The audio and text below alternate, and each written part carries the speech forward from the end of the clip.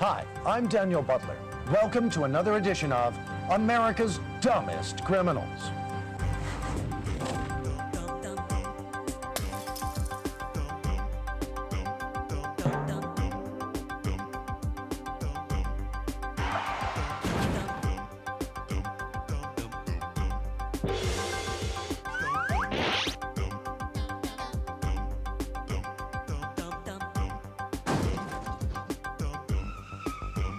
On this episode of America's Dumbest Criminals.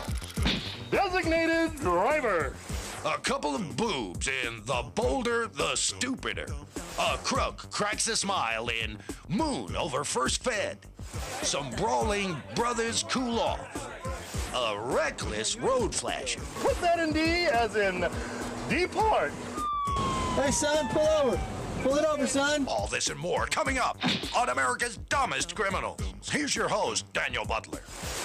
Maybe they should spell the name of the Colorado town Boulder without the U. Captured on videotape and in real life, these next brain surgeons are as brazen as they come.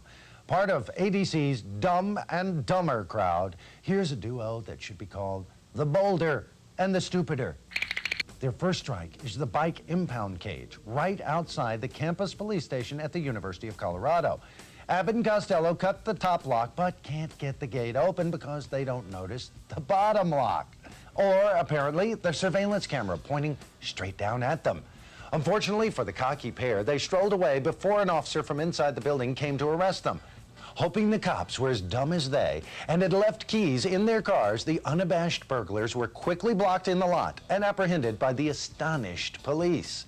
They were arrested for second-degree burglary and hope one day to break out of jail on pay-per-view. Sometimes it's a police officer's job to make sure cooler heads prevail. But when you come across a hot air family like this officer did, you might have to chill things out yourself.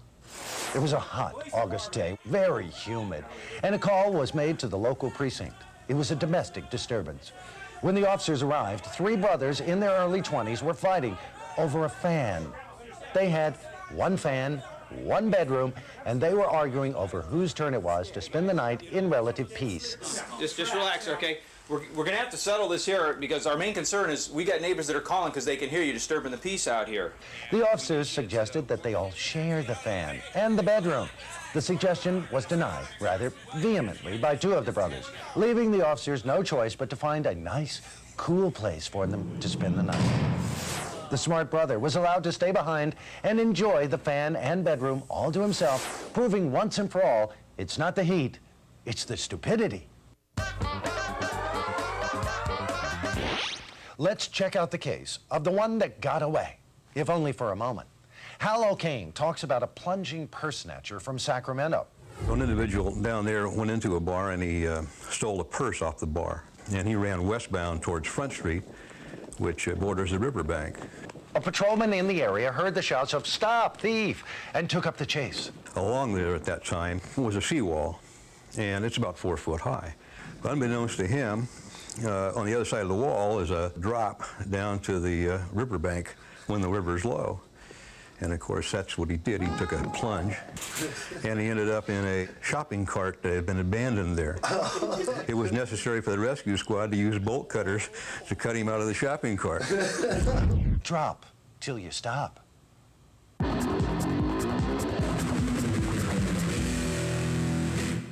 The boys down in the lab are trying to figure this one out. When people get a good idea, a light bulb goes on over their head. So what happens when a dumb guy gets a bad idea for a crime? A fuse blows? This officer and his partner were parked across from a closed construction site late one night in Oakland, California. Who do we have here? I don't know. Hey! Hey, what do you think you're doing? It became perfectly obvious what the foolhardy flashjacker was doing. Stealing the blinking light. What will never be clear is why. Trying to be as discreet as possible, the light-fingered lunkhead strolled casually down the boulevard. Hey, what's under the shirt, man? Nothing. Sir, could you please remove the light from your shirt? How'd that get in here? Come on, Blake. Let's go. The light, please. The moth-like mastermind was arrested for theft under $200, and the light was still flashing when delivered to the property clerk. Freeze! Drop the remote. And now, Crimes of the Week with Daniel Butler and Beaumont Bacon. Hello, I'm Daniel Butler, and this is the vacuum-packed Beaumont Bacon. Knock, knock, Daniel. Who's there? Dumb criminal. Dumb criminal who? Dumb criminal who tried to defend himself in court. What's so unusual about that? I'm glad you asked. All right, here's the story, and stay with me on this. I'm with you. It's a juicy one. All right. There's this man, and he robbed a movie theater in broad daylight. There were hundreds of people around going to see a movie, and then he fired a gun at cops who were trying to arrest him. Well, but I'm sure he had a good alibi. Bad movie. That's all it was. Well, he thought he did anyway. He insisted on representing himself in court because, all right, get this, he claimed that a guy named Jim had spiked his drink. Oh, Jim. So it's Jim's fault, Mr. Blame. So naturally, he was confused and didn't, you know, what all of us do when we get confused. I don't know if you do this. Scratched his head? No, he put on a bulletproof vest, grabbed a gun and a ski mask from his car, and decided to rob a movie theater. I haven't done that in a long time. Long days. Days. You're out now. We're so glad to see you. And then the same guy claimed that he wasn't resisting arrest, but rather he was trying to quickly get out of the way of the many cop cars that just happened to be following him for an hour or so. Good idea. Oh, well, the jury didn't believe him, of course. Isn't that tragic? No, I'm misting up right now. But at least the car was his, unlike our next story. A young man in Virginia Beach arrived at his preliminary hearing for car theft. After being granted a delay, he and his friend drove off in a shiny new car with New York license plates. That was nice of his friends to drive all that way to support him. Well, actually, they didn't. An officer noticed the chuckling chums as they drove off and ran the plates on their car and found out that it, too, was stolen. You're kidding. No, I'm not. It had not. to be some kind of innocent coincidence, right? Nah. Just like when they happened to pull into a local convenience store for a snack and didn't notice the police precinct just across the street. But the police noticed them. Maybe they should have taken a cab. I mean, hailed a cab. Hell no. Hail. Cab drivers have enough to worry about as it is. An officer in Baltimore sent us this story about a cab driver that had been robbed at gunpoint. Uh-oh. It's gotta be scary.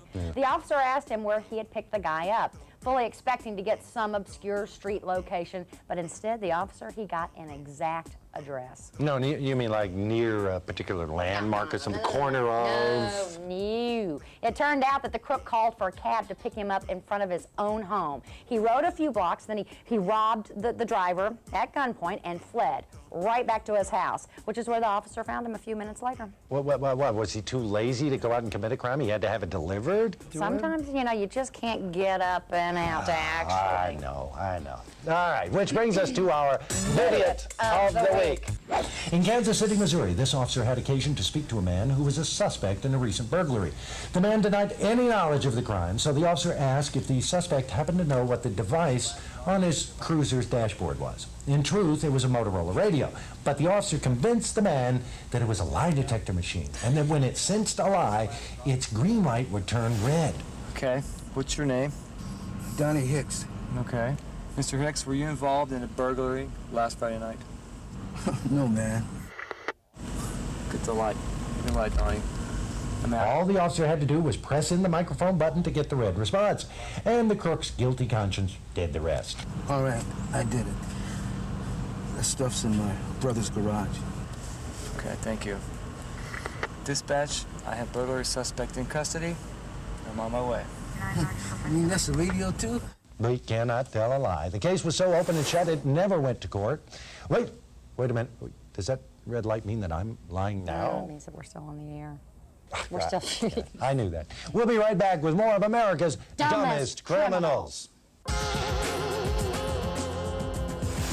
Many people start their workday with a donut and a hot cup of coffee. Dumb criminals are no exception. However, on this morning, the nut took the dough and ran, just not far enough. After getting a call about an armed robbery at a local donut shop, an officer stopped by to take a report from the cashier. She said that a guy had ordered a donut and coffee. But when the clerk brought them to the counter, the breakfast burglar pulled out a knife and demanded all the cash, then took his breakfast to go and ran. As the clerk was finishing her report, her eyes opened wide, causing the officer to check out this new customer. It was the Bear Claw Bandit. The officer told the geek that he couldn't carry that knife, then arrested him. And as he was leading him to the car, the officer asked the goon why he had returned to the scene of the crime. He replied, "They give free refills." He's sure gonna miss that perk in prison. This NYPD officer was in the right place at the right time. But as far as the fleeing, foolish fugitive was concerned, the officer's arrival on the scene was just a stroke of luck. The officer was assigned as an investigator in an unmarked car when he answered the call of a patrol officer requesting assistance. The patrol officer was pursuing a man who had fled the scene of a traffic accident. When the officer arrived at the parking lot where the accident had occurred, he saw the patrol officer trying to catch the suspect, but to no avail. The suspect even ran around the officer's car twice before the officer yelled at him to hop in. The frantic fugitive hopped in the unmarked police car in less time than you can say, "I'm an idiot." Unfortunately, the runaway rogue hitched a ride in the wrong car. The officer was going nowhere other than straight to the local precinct. Didn't anyone ever tell the ninny not to accept rides from a stranger? Coming up next on America's Dumbest Criminals. His focus is definitely fuzzy. Moon over first fed. And You better drive the car. You sure? Father Knows Worst. Go back to the couch and assume the position. We all know that disabled persons should have equal access, and they do, but not necessarily to all the merchandise when there's no one to make a sale. Undaunted by his wheelchair, but thwarted by his thought process, our gliding grifter believed he had it all planned out. What he didn't plan on was his fingerprints, the surveillance camera, his tracks, and a trip to the county jail.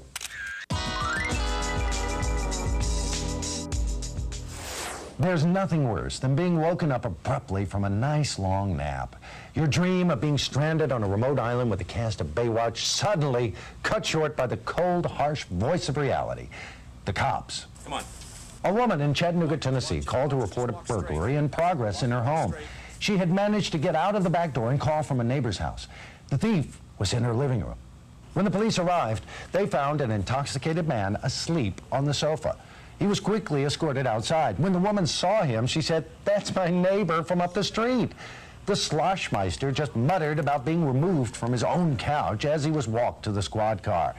Seems he had chosen the right block, but the wrong house. He was arrested for public intoxication and got a chance to sleep it off down at the station. Just goes to show you that this kind of thing doesn't only happen to troubled celebrities, but to troubled citizens, just like you and me. Well, you. Many people believe that if you do good, it comes back to you twofold. If you do something bad, the same. However, if you do something dumb, well, I think you're gonna see what I mean. A police cruiser was attempting to enter a parking structure, but was blocked by a car parked in front of it. The officer made a couple of polite taps on the horn, signaling the car to move on. It didn't. The oblivious occupants didn't acknowledge the warnings. When the cops ran a quick check on the vehicle, they found that it matched the description of a car that had fled the scene of a bank robbery just blocks away. Needless to say, the cops were more direct this time and quickly arrested the bunglers who, to make things worse, had picked the wrong place to sit and count the dough. They obviously didn't realize that they had been blocking the parking entrance to the police station, just on the other side of the block. In 5 to 10 years, I'm sure they'll sit around their cells and laugh about all of this. I know we did.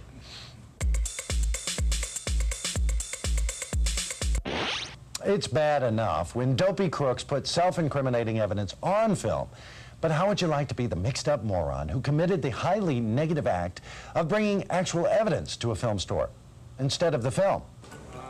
Here in Lancaster, California, a customer dropped off some film to be developed, or so he thought. Instead of a roll of film, the canister contained cannabis, marijuana, hemp, wacky weed. The clerk immediately notified the police. So by the time the forgetful photographer figured out his mistake, he did have some photos to take care of after all. Mugshots. The man may claim he was framed, but either way, it's not a pretty picture. Go back to the couch and assume the position. Of course, don't drink and drive is a rule everyone should live by. But leave it to a dumb criminal to obey those wise words and then screw them up by having his 12-year-old son drive home instead. Sorry, I think you better drive the car. You sure? Yeah. The kid's driving that car. When police tried to pull their truck over, the drunk dad told his son to slow down and continue home, which he safely did. Oh, what is this, sir? Police also found a bag of methamphetamines on the plowed parent, who was arrested and clearly deserves to be grounded as well.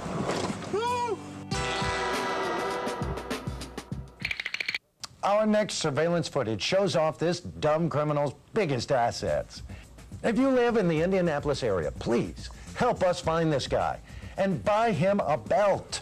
He has robbed a series of banks in an effort to buy this very necessary device. He obviously needs our help. If you see him around town, call the FBI. They have one waiting for him, ready to wear, one size fits all.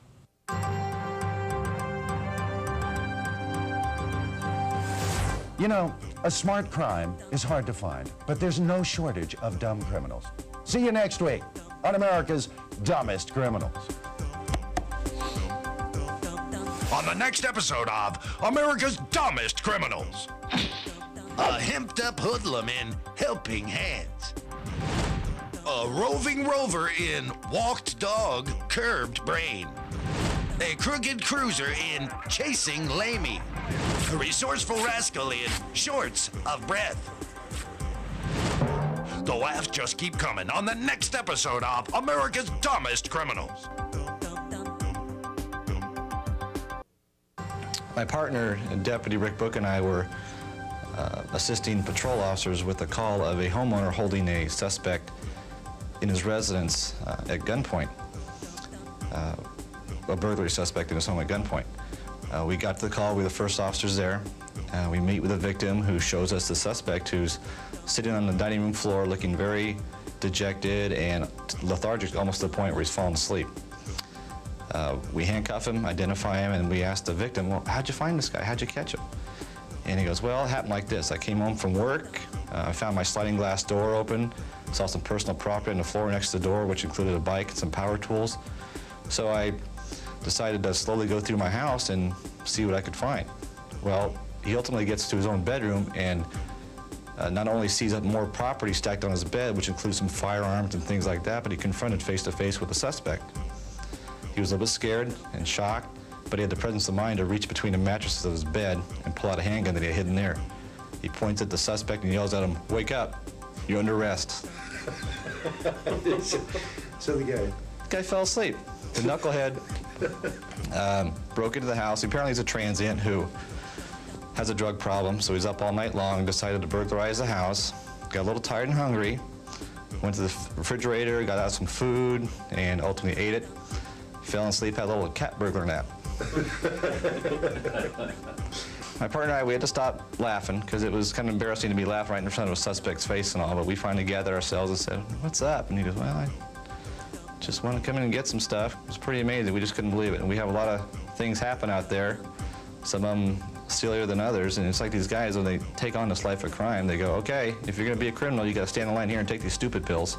We drive around a lot, and we stop people that we think fit a profile, and we talk to them, and a lot of times we find narcotics either in their pants or their shirts or whatever, or clothing, and you wouldn't believe how many people say, "Oh, that's not my pants," or "That's not my shirt."